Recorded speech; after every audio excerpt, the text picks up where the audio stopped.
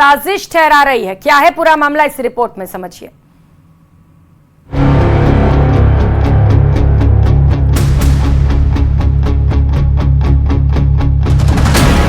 आपके गले में नया फंदा, विदेश से आया अवैध चंदा। 8 साल में 7 करोड़ के विदेशी चंदे पर ईडी की नजर।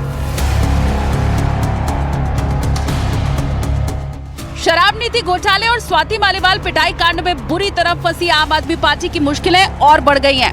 केजरीवाल की पार्टी पर ईडी का नया सनसनीखेज आरोप ये है कि आम आदमी पार्टी ने अमेरिका, कनाडा, ऑस्ट्रेलिया और अरब देशों से करोड़ों रुपए की अवैध विदेशी फंडिंग हासिल की। सिर्फ इतना ही नहीं, ईडी के मुताबिक अवैध फंडिंग हासिल करने के लिए फंड देने वालों की पहचान छिपाई गई, उनकी राष्ट्रीयता छिपाई गई, चंदा देने वालों से जुड़े तथ्य छिपाए गए, चंदा देने वालों की डिटेल में हेरफेर की गई और धोखाधड़ी की गई। आपको विदेशी फंडिंग के बारे में ईडी ने अपनी जांच रिपोर्ट में 7 गंभीर आरोप लगाए हैं। पहला आरोप, आपको अमेरिका, कनाडा, अरब देशों से करोड़ों का अवैध फंड मिला। दूसरा आरोप, फंडिंग देने वालों ने धोखाधड़ी से पहचान छिपाई। तीसरा आरोप, फंड देने वाले कई लोगों ने एक पासपोर्ट नंबर का इस्तेमाल किया। चौथा आरोप, फंड देने वाले कई लोगों का एक ही ईमेल आईडी और मोबाइल नंबर। पांचवा आरोप, कई लोगों ने फंड देने के लिए एक ही क्रेडिट कार्ड का इस्तेमाल किया।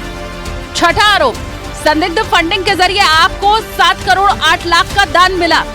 यही नहीं, ईडी ने अपनी जांच रिपोर्ट में 7वां आरोप ये लगाया कि आप नेता दुर्गेश पाठक ने विदेश से मिली संदिग्ध फंडिंग का निजी इस्तेमाल किया।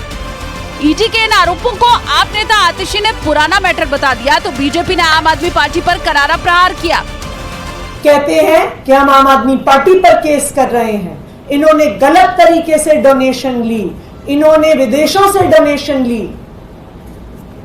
मैं भारतीय जनता पार्टी को ये बताना चाहती हूं, आम आदमी पार्टी ने जब से ये पार्टी बनी है पूरी ट्रांसपेरेंसी से एक एक रुपए का चंदा लिया है और पूरे ट्रांसपेरेंसी से एक एक रुपए के चंदे का हिसाब किताब इलेक्शन कमीशन को भी दिया है, इनकम टैक्स डिपार्टमेंट को भी दिया है, देश की हर संस्था को दिया है।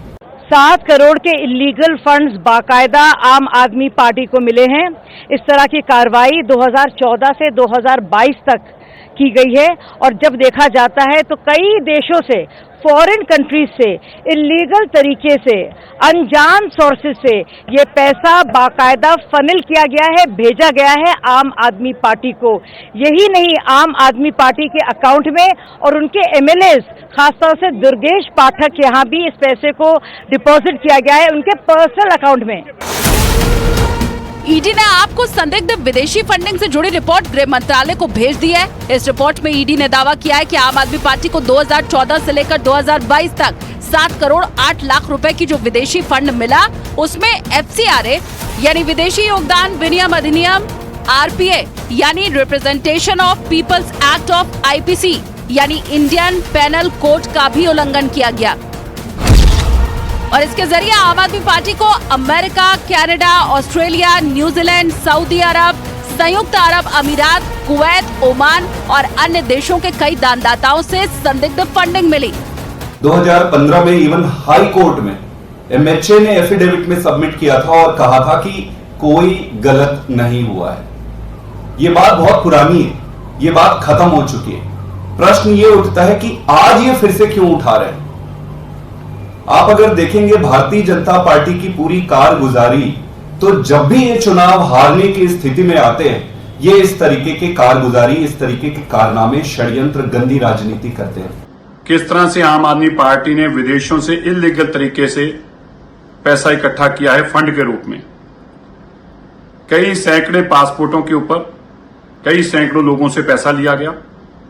7 करोड़ रुपए अब तक आइडेंटिफाई हो चुका है और आज तक आम आदमी पार्टी ने इस पैसे की जानकारी नहीं दी।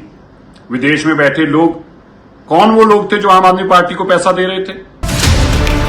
ईडी ने गृह मंत्रालय को जो रिपोर्ट सौंपी है, उसमें आप और पार्टी के नेताओं के द्वारा विदेशी फंड जुटाने के कई अनियमितता के कई मामले का जिक्र किया गया है। ईडी ने अपनी रिपोर्ट में यह आरोप भी लगाया कि विदेश से पार्टी फंडिंग के लिए जो पैसे लिए गए थे, उसमें एंट्री में हेराफेरी की गई। कैश में पैसा लिया गया, जबकि बताया गया कि ऑनलाइन या चेक से पैसा लिया गया है। इसे सही दिखाने के लिए एक ही पासपोर्ट नंबर, ईमेल और मोबाइल नंबर का इस्तेमाल हुआ। ईडी की रिपोर्ट के मुताबिक आपको चंदा देने के लिए विदेश से 155 लोगों ने 55 पासपोर्ट नंबरों का इस्तेमाल किया। विदेश से 71 लोगों ने 21 मोबाइल नंबरों का इस्तेमाल किया। विदेश से 75 लोगों ने 15 क्रेडिट कार्ड का इस्तेमाल किया।